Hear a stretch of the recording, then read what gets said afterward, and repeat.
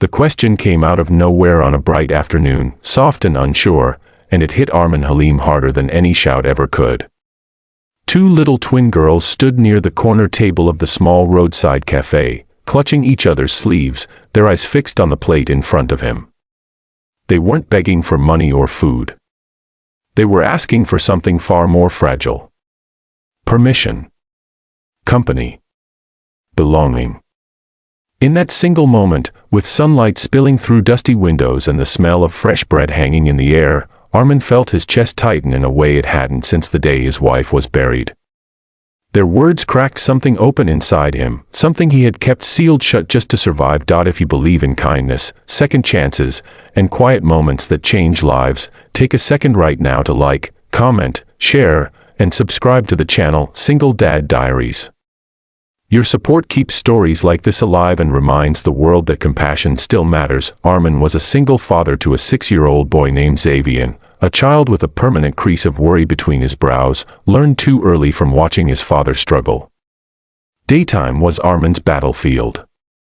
Mornings began before sunrise with packing lunches that were too small and hopes that were too heavy. He worked long hours repairing air conditioners across the city, hands permanently rough, heart permanently tired. By afternoon, when the sun burned hottest, he usually stopped at the same modest café. It was cheap, quiet, and predictable, a place where he could eat alone and gather strength before heading home to help with homework and pretend everything was fine. That afternoon felt no different at first. The café buzzed lightly with clinking cups and the hum of a ceiling fan fighting a losing battle against the heat. Armin sat with his back slightly hunched, exhaustion etched into his posture. That was when he noticed the twins. Their names, he would later learn, were Mihar and Zoya. They were identical in the way only children can be, same sun-faded dresses, same worn sandals, same cautious hope flickering behind their eyes. They hovered near him, whispering courage into each other, until one of them finally stepped forward with that quiet, heartbreaking request. Armin's mind raced. He saw his own son's face in theirs. He saw evenings when Xavier pretended not to be hungry so Armin could eat. He saw nights when he'd counted coins on the table, wondering how far kindness could stretch. The café felt suddenly too small, too bright, too honest. These girls weren't starving in the obvious sense.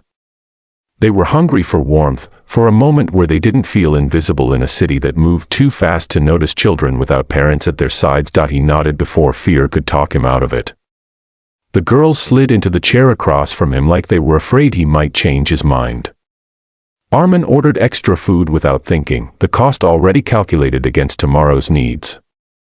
As they ate, slowly at first, then with the relief of children who hadn't realized how hungry they were, something shifted. The café noise faded. Time softened.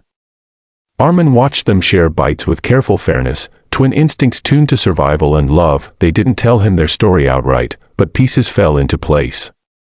A mother who cleaned houses until illness took her strength. A father who left for work one morning and never came back.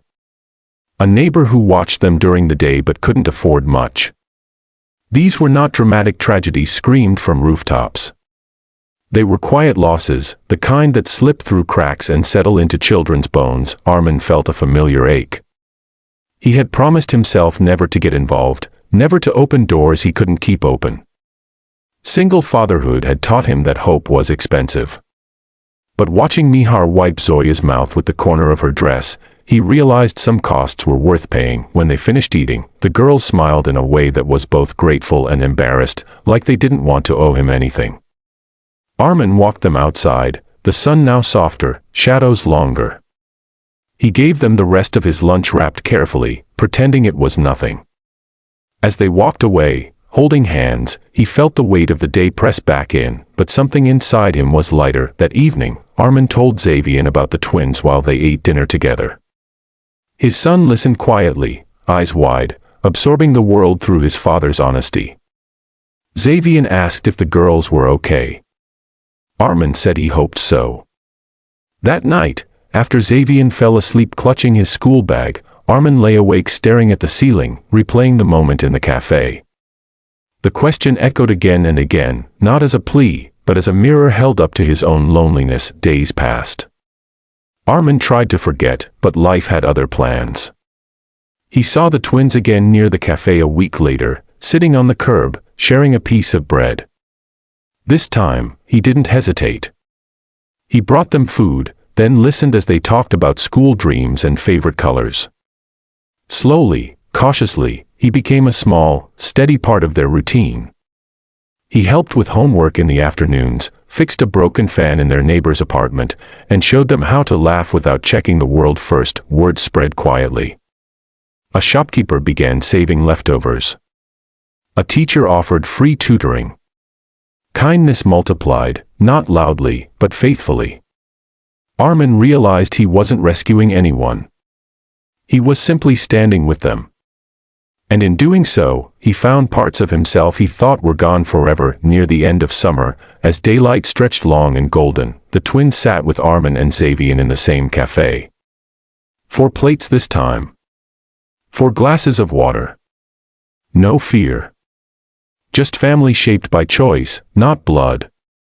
Armin looked around and understood that his heart hadn't broken that first day.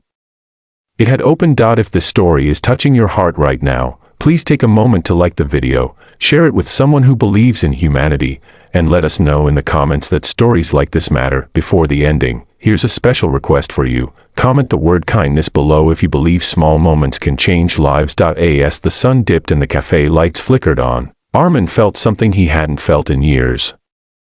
Hope.